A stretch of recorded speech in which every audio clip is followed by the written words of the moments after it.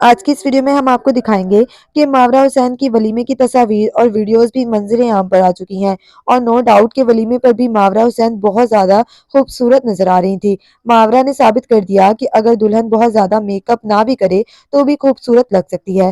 ماورا کی شادی پر سبھی فینس کا یہ کہنا تھا کہ یہ شادی پہلی دیکھی ہے جس میں نہ تو انہوں نے شوبز انڈسٹری کے تمام لوگوں کو بلایا اور نہ ہی کوئی فضول ایونٹس کیے، صرف اپنی فیملی ممبرز کے ساتھ ہی پیارے سے دن کو سیلیبریٹ کیا۔ ابھی فروری کے مہینے میں دو اور شوبز ستاروں کی شادی آنے والی ہے۔